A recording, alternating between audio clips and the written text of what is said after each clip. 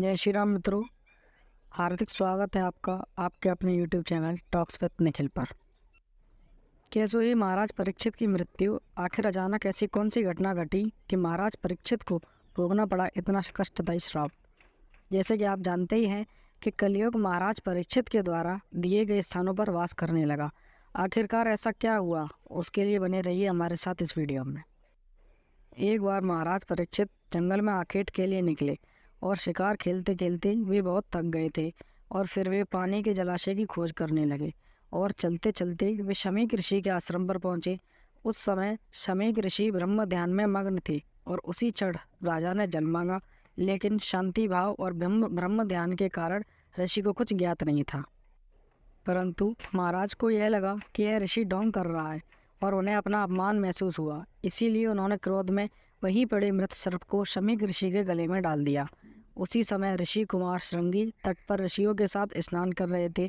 जैसे ही उनको इस घोर पाप के बारे में पता चला तो उन्होंने महाराज को श्राप दे दिया कि जिस किसी ने भी यह घोर पाप किया है वह आज से ठीक 7वें दिन सर्प के द्वारा काटने पर मारा जाएगा। जब राजा परीक्षित अपने महल में पहुंचे तब उन्होंने अपना स्वर्ण मुकुट नीचे उतार कर रखा तो उन्हें याद आया कि उन्होंने कितना घोर पाप कर दिया। यह घटना कलयुग के द्वारा घटित हो रही थी, क्योंकि महाराज का मुकुट स्वर्ण का था और कलयुग को आदेश था कि तुम स्वर्ण में रह सकते हो। वह उसमें समाया हुआ था और राजा कलयुग के प्रभाव में थे, इसी वजह से उनसे यह घोर पाप हुआ। और जब ऋषि शमीक को यह बात पता चली कि उनके पुत्र ने राजा को इस अपराध के कारण श्राप दे दिया तो उन्होंने अपने योग क्रिया से देखा तो उन्हें पता चला कि यह घटना कलयुग के प्रभाव के कारण घटित हुई। और उन्होंने ऋषि कुमार पर बहुत नाराजगी जताई और कहा कि तुमने बहुत बड़ा पाप कर दिया। यदि राजा परीक्षित को मृत्यु आ जाएगी तो कलयुग और प्रभावशाली हो जाएगा और कोई भी ऋषि और संत यज्ञ और तप नहीं कर पाएगा। प्रजा में खंडन पड़ने लगेगा, लोग जातिवाद फैलाने लगेंगे। और इधर महाराज को जब यह पता चला कि ऋषि कुमार श्रृंगी ने उन्हें श्राप दिया तो उन्हें बहुत दुख हुआ कि यह क्या होने जा रहा है। तो उन्होंने यह ठाना कि वे अपने जीवन के बचे हुए शेष दिन राजपाट छोड़कर ज्ञान और भगवत प्राप्ति के लिए ज्ञान प्राप्त करेंगे और संत की तरह जीवन व्यापन करेंगे। उसी क्षण उन्होंने अपने पुत्र जन्मेजय का राज तिलक कर उसे राजपाट सौंपकर गंगा के तट की ओर निकल गए।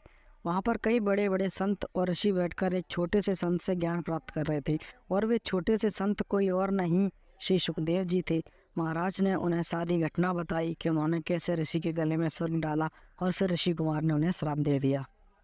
तो श्री सुखदेव जी ने उनसे कहा, राजन, तुम्हें श्रीमद् भागवत गीता का ज्ञान प्राप्त करना होगा, तभी तुम्हारा मोक्ष हो पाएगा। उसके बाद महाराज परीक्षित जी ने 7 दिवस तक कथा सुनी और इधर श्राप का 7वां दिन भी आ गया तो परीक्षित जी के मन में विचार आया कि हम श्री सुखदेव जी से पूछ लें कि क्या मुझे अब मोक्ष मिल जाएगा। तो श्री सुखदेव जी कहते हैं कि तुम कभी भी शक मत करना, वरना तुम्हें मोक्ष नहीं मिलेगा। उसके बाद श्री सुखदेव जी उनसे कहते हैं कि तुम्हारे पूर्वज के द्वारा फेंके गए हाथी आज भी आसमान में चक्कर काट रहे हैं। तो महाराज परीक्षित को उसी क्षण शक हो गया कि ऐसा नहीं हो सकता। फिर श्री सुखदेव जी ने अपनी दिव्य शक्तियों से गंगा जल छिड़क कर उन्हें वे हाथी दिखाए और कहा कि जाओ राजन, अब तुम्हारा मोक्ष नहीं हो सकता। फिर राजा वापस अपने राजमहल में आ जाते हैं।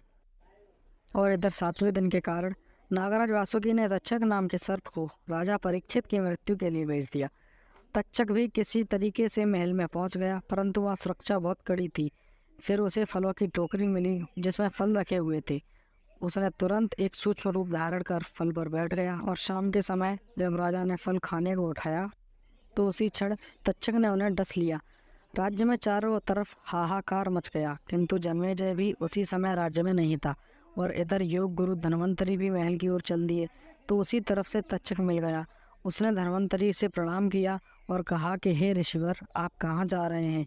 तो उन्होंने उसे बताया कि हम महाराज परीक्षित को बचाने जा रहे हैं, क्योंकि वे जिस भी तरफ अपनी दिव्य नज़र से देखें वहाँ से जहर नष्ट हो जाता है। तो तक्षक ने कहा, मुझे विश्वास नहीं हो रहा है आप पर। तो उसने भी उसी क्षण एक वृक्ष पर फुसकार मारकर उसे मृत कर दिया और कहता है कि ऋषिवर, आप इसे जीवित कर दिखाएं, तभी मैं मानूंगा कि आपके पास जहर को नष्ट करने की दिव्य शक्ति है। तभी जैसे ही धन्वंतरी ने वृक्ष की तरफ देखा वैसे ही वृक्ष हरा भरा हो गया। फिर तक्षक उन्हें प्रणाम कर आगे चला गया और उसने एक छोटी सी लकड़ी का स्वरूप ले लिया। और जैसे ही ऋषि धन्वंतरी और उनके शिष्य महल की ओर बढ़े तो उन्हें वो एक लकड़ी दिखाई दी। तो उनके शिष्य ने वो लकड़ी पकड़ ली। उसी क्षण ऋषिवर के पीठ पर खुजली हुई तो उनके शिष्य ने वही लकड़ी धन्वंतरी जी को दी, और जैसे ही उन्होंने वो लकड़ी पीठ और वैसे ही तक्षक अपने असली स्वरूप में आ गया और उनकी पीठ के ऊपर गर्दन वाली जगह पर काट लिया। उस जगह पर उनकी दिव्य दृष्टि न पड़ने के कारण उनकी भी मृत्यु हो गई, और इसी प्रकार महाराज परीक्षित और ऋषि धन्वंतरी जी की भी मृत्यु हो गई।